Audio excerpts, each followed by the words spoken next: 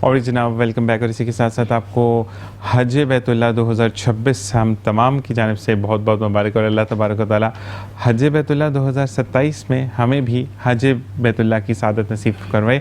آمین ثم آمین. اسی کے ساتھ ساتھ ہمیں جوائن کیا ہے مفتی عزیز بلوانی صاحب نے, جو کہ دارالسکون کے شرعی ایڈوائزر ہیں. آپ کو خوش آمدید کہتے ہیں. السلام علیکم. وعلیکم. کیسے مزاج ہیں آپ کے؟ بالکل آپ کو بھی حج بیت اللہ بہت بہت مبارک ہو. اور اسی کے ساتھ ساتھ افتخار بھائی نے ہمیں جوائن کیا. افتخار بھائی السلام علیکم ورحمۃ اللہ. کیسے مزاج ہیں آپ کے؟ ماشاء اللہ. اسی کے ساتھ آپ سے سوالات کا سلسلہ شروع کرتے ہیں کہ دارالسکون میں اس وقت کتنے بچے موجود ہیں اور ان کی دیکھ بھال کس طرح سے کی جا رہی ہے؟ جی, دارالسکون میں ابھی جو فی الوقت تعداد ہے ان کے 3 سینٹرز میں ملا کے وہ تقریباً 1000 بینیفیشریز ہیں. اور جو کہ ان میں کچھ لوگ ایسے ہیں جو کہ راشد آباد میں ہیں, کچھ لوگ ہمارے یہاں ہیڈ آفس میں ہیں کشمیر روڈ کے اوپر, اور کچھ لوگ نمائش پہ جو ہمارا سینٹر ہے اولڈ ایج ہوم ہے اس کے اندر بھی ہیں. اور وہ زیادہ تر عمر رسیدہ لوگ ہیں, وہ لوگ ہیں جو بچے اپنے والدین کو چھوڑ کے جاتے ہیں وہاں پہ, تو دارالسکون ان کی کفالت کرتا ہے الحمدللہ پورے طور پہ. تو وہاں پہ جو سہولیات دی جاتی ہیں وہ آپ کو پتہ ہیں, اور سہولیات میں جو سب سے بنیادی جو ان کی ضرورت ہے وہ ہے کھانا پینا, ان کا رہن سہن, ان کی ساری ضروریات. جیسے ایک آدمی اپنے گھر میں رہتا ہے اس کی ساری ضروریات پوری ہوتی ہیں. تو جب آپ دارالسکون جاتے ہیں اور وہاں پہ آپ ان کے دیکھتے ہیں, ان کو آبزرو کرتے ہیں, تو ایسا نہیں لگتا کہ وہ کوئی وہاں پہ ڈپرائیوڈ لوگ ہیں. الحمدللہ دارالسکون نے وہاں پہ ان کے لیے ایسے بندوبست کیے ہیں, ایسے اٹینڈنٹس رکھے ہیں, کیئر ٹیکرز رکھے ہیں, ان کے لیے ڈاکٹرز کا بندوبست کیا ہے ان ہاؤس. کیونکہ جو لوگ دماغی طور پہ کمزور ہوتے ہیں وہ اپنی چیزوں کا احساس خود بھی بہت دیر سے کرتے ہیں اور دوسروں کو بھی اس کا احساس نہیں دلا سکتے بہت جلد. تو وہ ہمیشہ جب معاملہ ہاتھ سے نکل جاتا ہے تب جا کے ہمیں پتہ چلتا ہے کہ بھئی اس کو فرض کریں کہ بخار ہے, تو وہ بخار فوری طور پہ نہیں بتا سکتا وہ, لیکن جب اس کے علامات ہم پہ ظاہر ہوتے ہیں تو ہمیں پتہ چلتا ہے. ایسا ہی ہے. تو اس طرح کی جو صورتیں ہیں اس کو قابو کرنے کے لیے جو انتظامات کی ایک جگہ پہ ضرورت ہو وہ سارے انتظامات الحمدللہ دارالسکون میں موجود ہیں. خاص طور پہ چونکہ ان کے لیے پیمپرز کی ہمیں بہت زیادہ ضرورت ہوتی ہے, تو پیمپرز ہمیں دن میں ان کے روزانہ بدلنے پڑتے ہیں, کیونکہ وہ خود سے اظہار نہیں کر سکتے کہ ہمیں حاجت آ رہی ہے اور ہمیں جانا ہے, اور وہ جا بھی خود نہیں سکتے, اس کو ان کو لے کے جانا پڑتا ہے. تو الحمدللہ دارالسکون اس شعبے میں بڑا اچھا کردار ادا کر رہا ہے. اور اس طرح کے جو ذہنی طور پہ معذور لوگ ہیں جو کہ خاص ایک ڈومین ہے دارالسکون کی, تو اس میں بہت اچھا بڑھ چڑھ کے کام کر رہا ہے. سبحان اللہ. اچھا جی, زکوٰۃ فطرہ دینے کا کیا طریقہ ہے اور یہ کس مد میں خرچ کیا جاتا ہے؟ دیکھیں, زکوٰۃ فطرہ دارالسکون میں آپ ان کے اکاؤنٹس میں دے سکتے ہیں. ان کے اکاؤنٹس آپ ویب سائٹ پہ چیک کر سکتے ہیں, ان کے سوشل میڈیا چینلز پہ آپ کو مل سکتے ہیں. اسی طریقے سے جو ہے وہ آپ دارالسکون میں کیش بھی لے کر آ سکتے ہیں, ہارڈ کیش چیک لے کر آ سکتے ہیں, وہاں پہ جمع کرا سکتے ہیں, اس میں کوئی مسئلہ نہیں ہے. اچھا, اس میں وہ ساری مدات میں وصول کر رہے ہوتے ہیں, صدقات بھی, زکوٰۃ بھی, فطرہ بھی. اچھا, جو صدقات ہیں آپ کو پتہ ہے وہ تو بلا تفریق کہیں بھی خرچ کیے جا سکتے ہیں, جو کہ ایک بینیفیشری کا اس میں کوئی بینیفٹ ہو تو اس میں خرچ کیے جا سکتے ہیں. زکوٰۃ شریعت پابند کرتی ہے کہ صرف مستحقین زکوٰۃ پہ خرچ کیے جائیں. مستحقین زکوٰۃ کے مصارف اللہ تعالیٰ نے قرآن میں بیان فرمائے ہیں.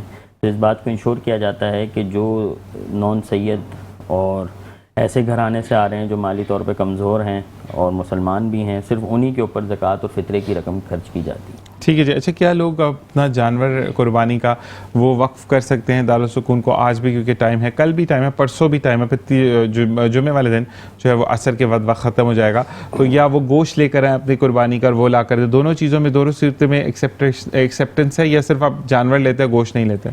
دیکھیں, دونوں ایکسیپٹنس ہیں, اور اس میں تفصیل میں آپ کو سمجھا دیتا ہوں. دیکھیں, جو قربانی آپ نے بتایا نا کہ اپنی قربانی, دیکھیں اپنی قربانی کا مطلب یہ ہے کہ وہ فرض اپنی طرف سے ادا کر رہا ہے اور پھر اس کے بعد آ کے اپنے گوشت کو صدقہ کر رہا ہے یہاں پہ, یا اپنا جانور خرید رہا ہے اور وہ دارالسکون میں لا کے دے رہا ہے اور دارالسکون کو کہہ رہا ہے کہ وہ ان کی طرف سے بطور فرض قربانی ذبح کریں اور اس کا گوشت بطور صدقہ اپنے پاس رکھ لیں. یہ صورت بھی ممکن ہے, لیکن ہم نے تو دیکھا ہے زیادہ تر لوگ کیا کرتے ہیں کہ وہ نفلی صدقے کی بجائے عید کے دنوں کے اندر قربانی کا جانور دیتے ہیں, کیونکہ عید کے دن سب سے زیادہ جو پسندیدہ عبادت ہے اللہ تعالیٰ کے یہاں وہ جانور کا خون بہانا ہے. آپ 1 کروڑ 10 کروڑ 50 کروڑ پہ کسی کو دیں, لیکن ایک جانور دیں گے تو اس کا ثواب آپ کو زیادہ ملے گا. تو اس وجہ سے لوگوں میں رجحان پایا جاتا ہے. ہم اسلامی معاشرے سے کلچر سے تعلق رکھنے والے لوگ ہیں, تو اس وجہ سے یہاں پہ لوگوں نے عید کے دن جو جانور صدقہ کرتے ہیں تو اس کو انہوں نے قربانی کا نام دیا ہے. حقیقت میں قربانی تو جو ہوتی ہے وہ فرض ادا ہوتی ہے کسی کی طرف سے یا نفل ہوتی ہے. وہاں پہ وہ بیسیکلی صدقہ کرنے کے لیے جو ہے وہ جانور دے جاتے ہیں, تو اس میں گوشت بھی لیا جاتا ہے, جانور زندہ بھی لیا جاتا ہے, اور بہت سارے لوگ یہ بھی کہتے ہیں کہ آپ کو ہم پیسے دیتے ہیں, آپ اس سے جانور خرید لیں. تو الحمدللہ ہمارے پاس اس کا بھی انتظام موجود ہے. اچھا, مطلب آپ کی ٹیم ہے؟ ہاں, آپ حصہ ڈالنا چاہتے ہیں تو آپ حصہ بھی ڈال سکتے ہیں. اس میں ہم کیا کرتے ہیں, بنیادی طور پہ حصہ ہم اپنے پاس اس کا بندوبست نہیں کرتے, ہم کسی قریبی اچھی اجتماعی قربانی میں حصہ ڈالتے ہیں اور وہ پھر ہمیں گوشت دیتے ہیں, پھر اس گوشت کو ہم صدقے کے طور پہ استعمال کر لیتے ہیں. اچھا, اگر ضروری نہیں کہ کوئی نام صدقے کا دے اور وہ آپ کو پابند کرتا ہے کہ میں نے راہ اللہ دیا ہے, اس لیے دیا کہ اللہ نے مجھے بہت دیا, میں اس کو شکر ادا, تو اس کو پھر صدقے کا نام نہیں دیا جائے؟ وہ صدقہ شمار ہوتا ہے, صدقہ ہی شمار ہوگا, طور پہ وہ صدقہ شمار ہوتا ہے. صحیح.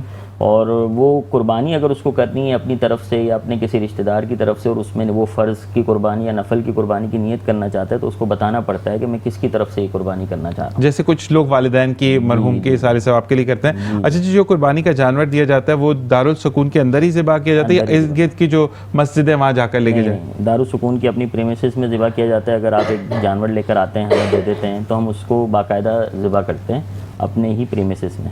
میں نے اس کیس کے بارے میں بتایا کہ جب آپ نے ہمیں پیسے بھجوا دیے, آپ نے کہا کہ بھئی یہ 5 لاکھ, جیسے کوئی ملک سے باہر ہے وہ جو آپ کو بھجوا, تو ان کے لیے پھر ہم چونکہ جانور جا کے خریدنا, اس کو لا کے کھلانا پلانا, خریدنا عید کے دن, تو اس طرح بہت سارے ہو جاتے ہیں پھر.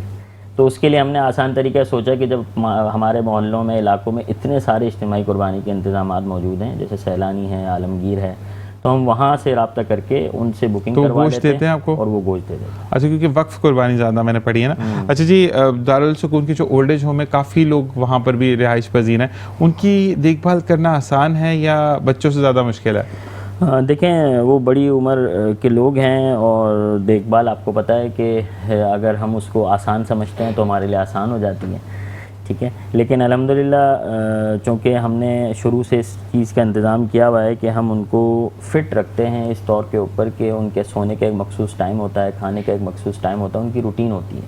ایک بیمار آدمی ہوتا ہے, اگر آپ اس کو ایک روٹین پہ لے آتے ہیں نا, وہ ٹھیک ہو جاتا ہے.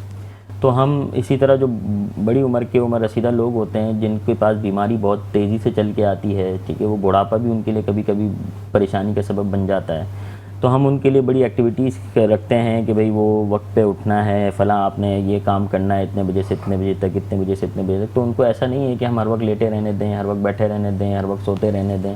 تو اس سے یہ ہوتا ہے کہ ایکٹیو ہو جاتے ہیں. ہمارے گھروں میں ہم نے دیکھا ہے کہ جو بڑے ہوتے ہیں بیچارے, ان کے ساتھ ہم ایکٹیویٹیز نہیں کر رہے ہوتے, تو وہ اپنی حساب سے سو رہے ہیں تو سو ہی رہے ہیں, بیٹھے ہیں تو بیٹھے ہی ہیں, لیٹے ہیں تو لیٹے ہی ہیں. تو اس سے جو نقصان ہوتا ہے اس سے الحمدللہ ہم ان کی حفاظت کرتے ہیں, ان کی جو ہے وہ ورزشوں کا انتظام کرتے ہیں تاکہ وہ کسی بھی بیماری میں از خود نہ جائیں. اللہ کی طرف سے اگر کوئی بیماری آ گئی تو آ گئی. ٹھیک ہے جی. دارالسکون میں مذہبی رسومات اور دینی تعلیمات کا اہتمام کس انداز میں کیا جاتا ہے؟ دیکھیں, وہاں پہ جو لوگ ہیں وہ ادراک ان کے پاس نہیں ہے. ادراک کا مطلب یہ ہوتا ہے کہ وہ یہ نہیں سمجھ سکتے کہ مذہب کیا ہے, مسلک کیا ہے, کیونکہ وہ دماغی طور پہ معذور ہوتے ہیں. تو اس وجہ سے ہم ان کو جب عید آتی ہے تو عید ضرور مناتے ہیں تاکہ ان کو پتہ چلے کہ بھئی یہ ایک تہوار ہے, یہ ایک خوشی کا موقع ہے جس کو منانا چاہیے. تو اس حد تک تو ان کی انگیجمنٹ ہوتی ہے. جیسے قربانی ہوتی ہے تو ان کو نظر آ رہا ہوتا ہے کہ سم تھنگ از ہیپننگ, ٹھیک ہے, کچھ ہوا ہے آج کے دن, ٹھیک ہے. اسی طریقے سے جب رمضان عید آتی ہے تو لوگ آنا شروع ہو جاتے ہیں, ٹھیک ہے, کھا رہے ہیں پی رہے ہیں. رمضان کے دنوں میں لوگ دن میں نہیں کھا رہے ہیں, وہاں جو اسٹاف ہوتا ہے جو مسلمان ہے وہ نہیں کھاتا دن کے اندر, تو وہ پوچھتے ہیں. تو اس حد تک ادراک ہوتا ہے, اس حد تک ان کو بتایا جاتا ہے اس کے بارے میں, اس سے زیادہ ان کی کیپیسٹی نہیں ہے. اچھا, انٹرٹینمنٹ کے حوالے سے اگر بتائیں کہ انٹرٹینمنٹ ہے نا کہ آپ کو نالج دینی ہے, تو کیا جیسے کہ ہمارے بھی الحمدللہ میٹرو نیوز بھی 1 بجے کے بعد سے لائیو مناظر کو عکس بند تو نہیں کہیں گے, ہم لائیو مناظر پیش کرے گا کہ جس طریقے سے سعودیہ میں جو تمام چیزوں کو کیا جا رہا ہے, کیونکہ ہم سعودیہ سے لنک ہو جائیں گے الحمدللہ. اور پھر میٹرو نیوز بھی حج کی باقاعدہ ٹرانسمیشن کا آغاز کر دے گا. یعنی اب اس وقت ہم مسکراتی صبح وزیشاہ نظر میں ہم حج ٹرانسمیشن کریں, لیکن 1 بجے سے آپ جو ہے وہ باقاعدہ ٹرانسمیشن دیکھیں گے. یعنی آپ حج پہ کیا ہو رہا ہے, خطبہ حج نشر کیا جائے گا الحمدللہ میرے چینل میٹرو نیوز سے. تو آپ لوگ بھی وہاں پر سکرینز پر دکھاتے ہیں کہ حج ہو رہا ہے, کیونکہ جو مسلم ہے وہ دیکھنا چاہتے ہیں. میں اولڈ ایج ہوم کی بات کروں کہ وہاں پر جن کو پتہ ہے, جو گھر کے ستائے ہوئے لوگ ان کو دکھاتے ہیں سکرینز پر. نہیں, اس طرح کا کوئی انتظام ہے نہیں, لیکن آپ نے بہت اچھا آئیڈیا دیا ہے اور یہ ایک اچھا موقع ہوتا ہے جس میں ان کو انگیج کرنا بہت ایزی ہو جاتا ہے, کیونکہ وہ دعا کا وہ ٹائم ہے کہ میں کوئی دعا نہیں کہوں گا کہ وہ یہ کہیں گے کہ ہمیں ڈونیشن مل جائے، یہ مل جائے. وہ صرف یہ دعا کریں گے کہ اللہ تعالیٰ میرے اپنوں کے دل میں رحم ڈال، مجھے اپنے ساتھ رکھے. ہو سکتا ہے کہ اللہ تعالیٰ ان کی دعا اس وقت قبول کرے. مفتی صاحب مجھے یہ بتائے گا کہ اولڈ ایج ہوم کی ہم بات کر رہے ہیں، اور وہاں پر میں نے جا کر پروگرام بھی کیا، اور میں اکثر یہ کہتا ہوں کہ میری زندگی کا مشکل ترین پروگرام تھا کہ جب آپ ایک والد اور والدہ سے پوچھتے ہیں اور وہ چہرہ کچھ بول رہا ہے، الفاظ تھڑک رہے ہیں، ہاتھ ساتھ نہیں دے رہے، اور پھر بھی بولتے ہیں غلطی میری تھی نا، اس وجہ سے میں گھر سے نکالا یا نکالی گئی. تو ماں تو درد میں پیٹ سے بچے کو نہیں ضائع ہونے دیتی. وہ کہتے ہیں نا کہ اگر کہیں سے گزر رہی ہے، اور آپ اکثر یہ دیکھیں گے کہ پریگننٹ مامس ہاتھ ایسے رکھ لیتی ہیں، حالانکہ بچہ تو پیٹ میں ہے، لیکن وہ ہاتھ ایسے رکھتی ہے کہ میرے بچے کو نقصان نہ پہنچے، اور وہی بچہ ماں کو اٹھا کے باہر پھینک دیتا ہے.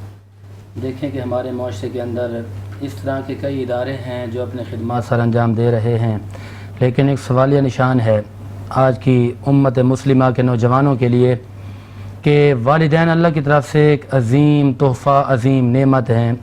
یہ وہ شخصیات ہیں کہ زندہ رہیں تب بھی ہمارے اوپر ان کی ذمہ داریاں ہوتی ہیں، انتقال کر جائیں تب بھی ہماری ذمہ داریاں ہوتی ہیں کہ ہم ان کی قبر پر درود فاتحہ خوانی وغیرہ کریں، دعائے مغفرت کریں ان کے لیے.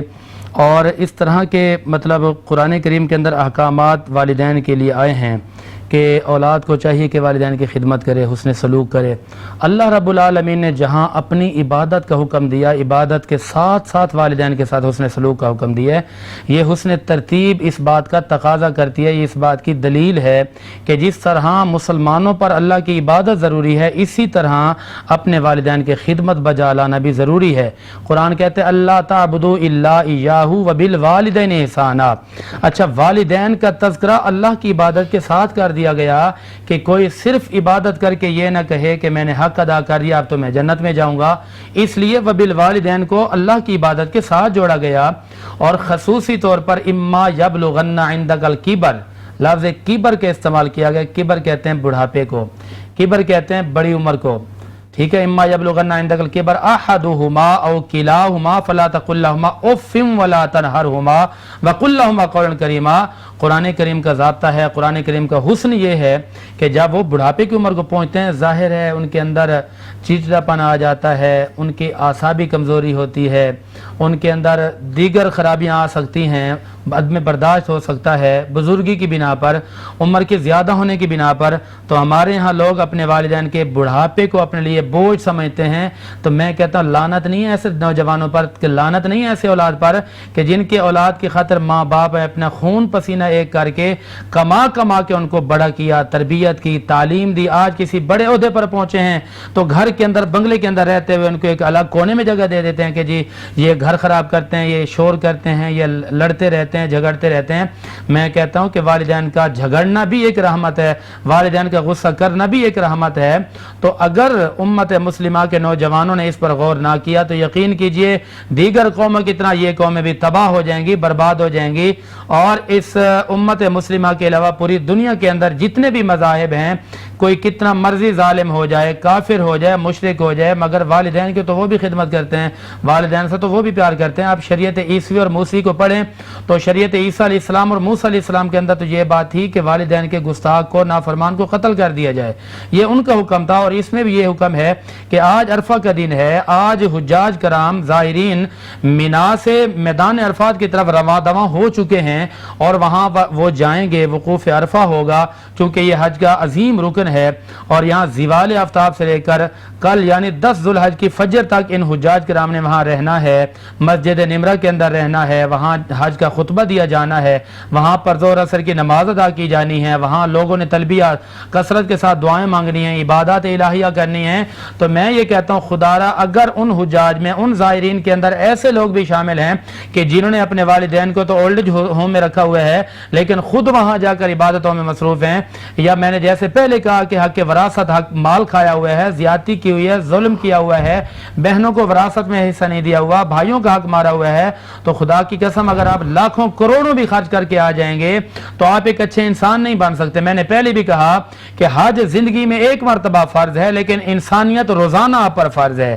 اور حج کے دن آپ ایک لباس، یک زباں ہو کر، یک جا ہو کر، یک لباس ہو کر یہ کہتے ہیں کہ مولا یہاں نہ کوئی غریب ہے نہ امیر ہے نہ کوئی ادنا ہے نہ کوئی اعلیٰ ہے, سارے ایک ہی زبان میں کہہ رہے لبیک اللہم لبیک. جب وہاں میدان کے اندر آپ یہ وعدہ کر کے آ رہے ہیں کہ مالک ہم سب ایک ہیں, ہم تیرے بندے ہیں, تیرے عاجز بندے ہیں, عاجزی کرنے والے بندے ہیں, تو یار پاکستان میں آ کر کون سی بدماشیاں آپ کے اندر آ جاتی ہیں؟ یہاں غرور اور اکڑ آپ کی ختم نہیں ہوتی, اور اگر کوئی ادنا کوئی غریب ہے تو اس کو آپ نفرت کی وجہ سے ہاتھ نہیں ملاتے, اور اگر کوئی بائک پہ جا رہا ہے تو گاڑی والے کی عقل ختم نہیں ہوتی. غیر میں کتنی ویڈیوز آپ نے دیکھی ہیں کہ سوشل میڈیا کا دور ہے کہ کار والے کی بدماشی, کہ بائک والے کو مارا, اس نے خالی اس سے پوچھا کہ بھائی آپ نے یہ میرے ساتھ کیوں کیا, اندھا تھا نا دولت کے نشے میں, تو مطلب بدماشی کی یاد کے اس کو مارنے کے لیے کھڑا ہو گیا. سائیکل والا کو گزرتا ہے تو آج غربت بھی ایک جرم بن گئی ہے, تو بڑے بڑے جو بدماش پھرتے ہیں, گبر پھرتے ہیں, جن کو اللہ نے دیا ہے تو بدماشیاں کرتے ہیں, تو یہ اسلام نہیں ہے. اسلام جھکاؤ کا نام ہے, اسلام نرمی کا نام ہے, اسلام محبت کا نام ہے. بات چلیے تو میں ایک روایت سنا کے بعد ختم کر دیتا ہوں. یہ قرآن کریم کی سورۃ نمبر 5 ہے جس کا نام ہے سورۃ المائدہ. اس کی آیت نمبر 3 ہے. آیت نمبر 3 ہے الیوم یئس الذین کفروا من دینکم, کہ آج کے دن یہ آیت کریمہ نازل ہوئی تھی. حضرت وان عمر بن الخطاب رضی اللہ تعالی عنہ ان رجلا من الیہود قال له یا امیر المؤمنین آیت فی کتابکم تقرؤونها. تو وہ ایک یہودی کھڑا ہوتا ہے, کہتے ہیں کہ عمر بن خطاب آپ ایک آیت پڑھتے ہیں جو آپ کی کتاب میں موجود ہے. یہ بات سننے والی ہے, جو ایک یہودی ہو کر کہہ رہے, پہچان رہے کہ یہ دن کتنا عظیم ہے. امام بخاری نے بخاری کتاب الایمان اور باب ہے زیادت الایمانی ونقصہ, اس کی جلد 1 صفحہ 25 حدیث نمبر 45, اور اسی طرح بخاری کتاب المغازی جلد نمبر 4 صفحہ نمبر 1600 حدیث نمبر 4145, اور یہی روایت کتاب الاعتصام بخاری کے اندر 6840 بھی ہے. اور اسی طرح یہی روایت مسلم شریف کے اندر موجود ہے, کتاب تفسیر القرآن ہے, اس کی جلد نمبر 4 ہے, اور حدیث نمبر 23 صفحہ نمبر 2313 اور حدیث نمبر 3017, اور یہی روایت ترمذی کے اندر بھی موجود ہے, اس کی جلد 5 ہے, صفحہ نمبر 215 ہے, اور اس کے حدیث نمبر ہے 3043, اور نسائی کے اندر بھی یہ بات موجود ہے. یہ یہودی نے کہا کہ ایک آیت ہے وہ آپ پر اتاری گئی ہے, آپ کی کتاب کے اندر ہے, کہتا ہے کہ لو علینا معشر الیہود نازلت لاتخذنا ذلک اليوم عیدا, کہتے ہیں کہ اگر یہ آیت ہمارے پاس اترتی نا, ہمارے اوپر اترتی, تو ہم تو اس دن کو عید کا دن بنا لیتے. تو قال ایو شیء, آپ جانتے ہیں کہ ایو آیت, وہ کون سی آیت ہے یا وہ کب نازل ہوئی ہے, کیا ہے؟ تو حضرت عمر بن خطاب رضی اللہ تعالیٰ جو میرے آقا کے یار ہیں, میرے آقا کے دلدار ہیں, میرے آقا کے دوسرے خلیفہ ہیں جناب صدیق اکبر رضی اللہ تعالیٰ عنہ کے بعد حضرت عمر فاروق رضی اللہ تعالیٰ عنہ, وہ عمر فاروق رضی اللہ تعالیٰ عنہ کہ جن کو دیکھ کر کافر لرز جاتے تھے, کافر کانپ جاتے تھے کہ وہ سامنے عمر بن خطاب آ رہے ہیں. عمر بن خطاب جب اسلام میں داخل ہوئے, انہوں نے کہا یا رسول اللہ اب اذان نے اور نماز چھپ کر نہیں بلکہ ڈنکے کی چوٹ پر میں ادا کرواؤں گا, کافر جو بھی آئے گا میں ان کو نیست و نابود کر دوں گا. وہ عمر بن خطاب کی بات کر رہا ہوں. آپ نے فرمایا قرابت دیکھیے, آپ کہتے ہیں کہ عرفنا, ہم اس کو جانتے ہیں. وہ جو آیت اتری ہے آپ فرماتے ہیں ہم جانتے ہیں, میں اس وقت موجود تھا, میں مکان کو بھی جانتا ہوں, میں مقام کو بھی جانتا ہوں, میں جگہ کو بھی جانتا ہوں. علی نبی صلی اللہ علیہ وسلم جب میرے مصطفیٰ پر یہ آیت اتری تھی, آپ فرماتے ہیں کہ وہ عرفہ کا دن تھا, وہ جمعے کا دن تھا, میرے مصطفیٰ وہاں موجود تھے. اللہ نے فرمایا پیارے آج کے دن کافر نا امید ہو گئے ہیں, اور آج کے دن ہم نے اليوم اکملت لکم دینکم واتممت علیکم نعمتی ورضیت لکم الاسلام دینا, کہ تمام نعمتیں مکمل ہو گئی ہیں اور ہم نے تمہارے لیے دین اسلام کو پسند کیا. پتہ یہ چلا کہ اسلام اللہ کا پسندیدہ ہے اور میرے مصطفیٰ کا پسندیدہ ہے. اور یاد رکھنا اسلام کسی کا احسان اپنے اوپر رکھتا نہیں ہے. کوئی اگر حاجی آج میدان عرفہ میں جا کے وقوف عرفہ کا حج عظیم رکن پر عمل کرے گا, وہ لوٹ کر بعد میں آئے گا, اللہ کریم اس کو گناہوں سے ایسے پاک اور صاف کر دے گا جیسا کہ آج ہی اس کی والدہ نے اس کو جنم دیا ہے. تو پیغام یہی ہے کہ آج کا دن تو بڑا عظیم ہے, لیکن اپنی عظمت کو پہچانیں, اپنے آپ کو پہچانیں, والدین کی خدمت کریں اور حقوق العباد کو ادا کریں, اور جن کا دل توڑ رکھے ہے ان کے حقوق ادا کریں. جو ظالم وراثت کھا کے بیٹھے ہوئے ہیں وہ وراثتیں ادا کریں. خواتین آتی ہیں کہتی ہیں کہ آپ جمعے کا خطبہ دیں اس موضوع پر کہ ہو سکتا ہے کہ ان کی غیرت جاگ جائے, ہو سکتا ہے ان کو شرم آ جائے. یہاں پہ بریک کا کہا جا رہا ہے, میں صرف اتنا کہوں گا کہ جب آپ حج کے لیے جانے تو حج تو بہت بعد میں آتا ہے, پہلے تیاری کرتے ہیں, اس کا سامان کرتے ہیں. سب سے پہلا سامان یہ ہے کہ جن کا آپ نے قرضہ دینا ہے ان کا قرضہ دیں اور اتنا سامان گھر پر چھوڑ کے جائیں کہ آپ جب سفر حج پر ہیں تو ان کو کوئی پریشانی نہ ہو. تیسری بات کہ جتنے لوگوں کا قرضہ آپ نے دینا سب کو قرضہ ادا کریں اور پھر صاف اور پاک ہو کر میدان عرفہ کے لیے جائیں. اسی کے ساتھ ایک وقفہ. آپ دیکھ رہے ہیں حج کی 2026 کی اسپیشل ٹرانسمیشن مسکراتی صبح ود ذیشان اظہر میں. ایک چھوٹے سے بریک کے بعد ملتے ہیں.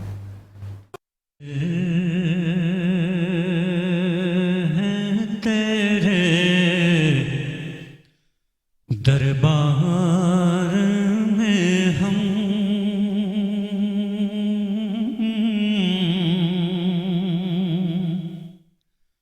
حاضر ہیں تیرے دربار میں ہم. اللہ کرم اللہ کرم اللہ کرم اللہ کرم دیتی ہے صدائے چشم نم. اللہ کرم اللہ کرم اللہ کرم اللہ کرم.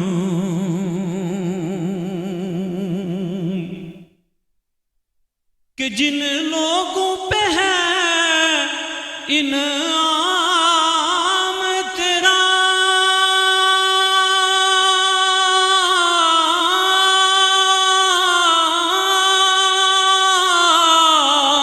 ان لوگوں میں لکھ دے نام میرا. ان لوگوں میں لکھ دے نام میرا.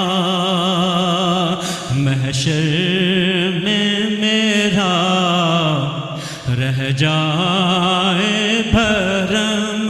محشر میں میرا رہ جائے بھرم. اللہ کرم اللہ کرم اللہ کرم اللہ کرم. ہر سال طلب فرما مجھ کو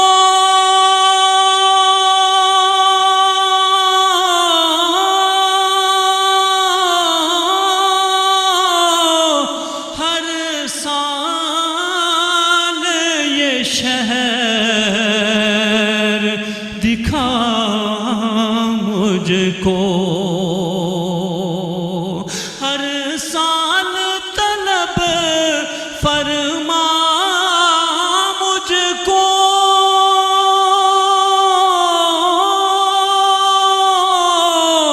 ہر سال یہ شہر دکھا مجھ کو. ہر سال کروں میں طواف حرم. ہر سال کروں میں طواف حرم. اللہ کرم اللہ کرم اللہ کرم اللہ کرم. میری آنے والی سب نسلیں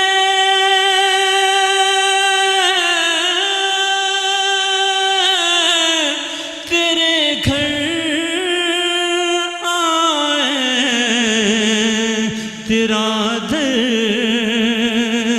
دیکھیں.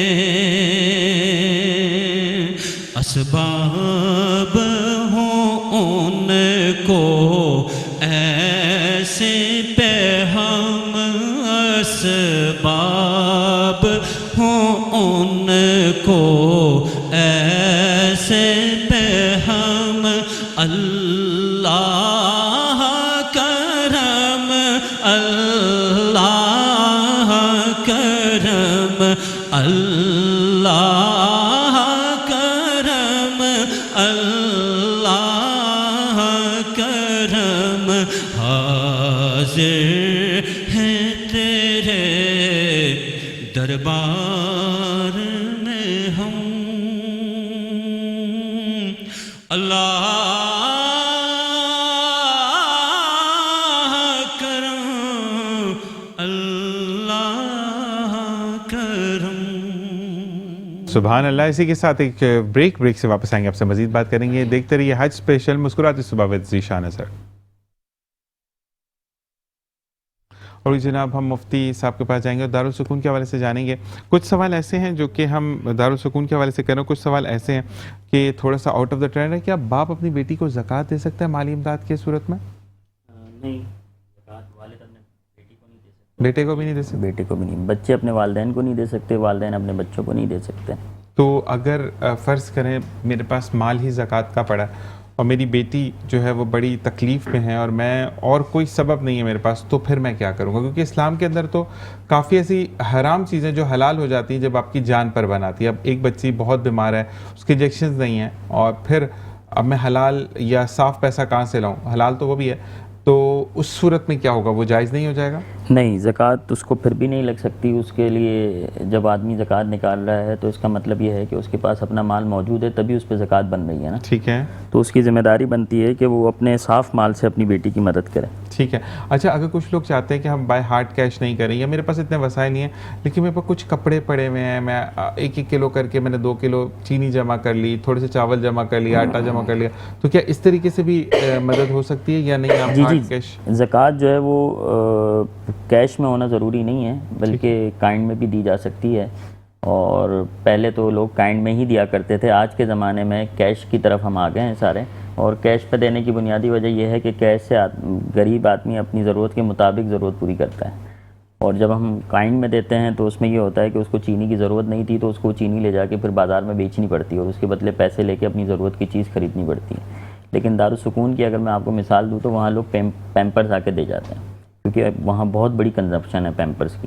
ایڈلٹ پیمپرز کی یا بچوں کی؟ دونوں کی. ٹھیک ہے, تو اس میں وہ پھر زکوٰۃ کی مد میں بھی اس کو دے رہے ہوتے ہیں. اسی طریقے سے وہاں پہ جو چینی آ رہی ہوتی ہے تو لوگ راشن کو اپنے ذمے میں لے لیتے ہیں اور وہ زکوٰۃ کی مد میں اس کو دے رہے ہوتے ہیں. زبردست. اچھا جی, ہمارے ساتھ شکیلہ پروین موجود ہیں جن سے ہم کلام کی فرمائش کریں گے. جی شکیلہ, آپ کون سا کلام سنائیں گے؟ جی, ان کے ذیشان پتہ طبیعت صحیح نہیں ہے لیکن پھر بھی حج کے پر نور ایام ہے تو میں بھی اپنا حصہ. میرا ایک چیز میں بولوں گا, کیونکہ آپ بھی ریڈیو سے اور جو ہم میڈیا والے ہیں, موقع جب ایسا آتا ہے جس میں حج ہو, ایون دو رمضان کریم ہو, اب رمضان میں ڈبل ٹرانسمیشنز میں نے کی ہیں اور آپ کو کنڈیشن بھی پتہ ہے, تو اس میں اللہ تعالیٰ مدد کرتا ہے اور اللہ تبارک و تعالیٰ بہترین مدد کرنے والا اور بخشنے والا اور آپ کو اجر و ثواب دینے والا ہے. بسم اللہ الرحمن الرحیم. اللہم صلی علی سیدنا مولانا محمد. اب بلا لیجیے نا مدینہ, اب بلا لیجیے نا مدینہ, میرے آقا آ گیا ہے حج کا مہینہ. دل میرا ٹوٹ جائے کہیں نہ, دل میرا ٹوٹ جائے کہیں نہ, میرے آقا آ گیا ہے حج کا مہینہ, آ گیا ہے حج کا مہینہ. آنسوؤں کی لڑی بن رہی ہو اور آہوں سے پھٹتا ہو سینہ,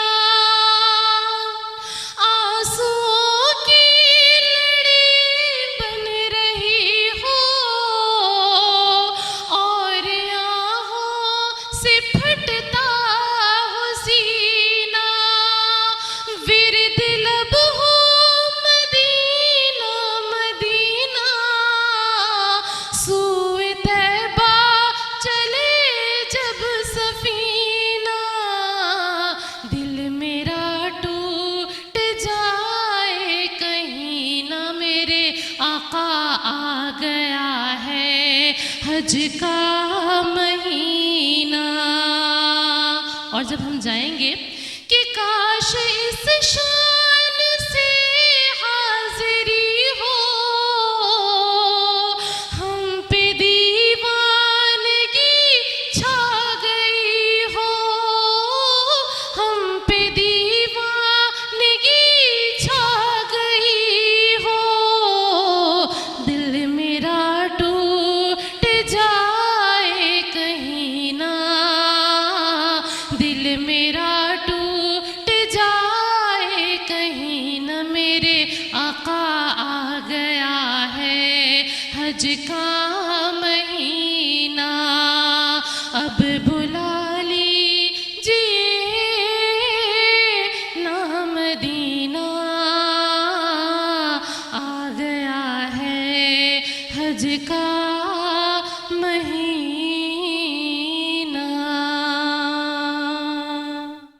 سبحان اللہ کہ آ گیا ہے حج کا مہینہ، اب تو بلا لیجیے آقا. کہ ہر مسلمان کی یہی خواہش ہے.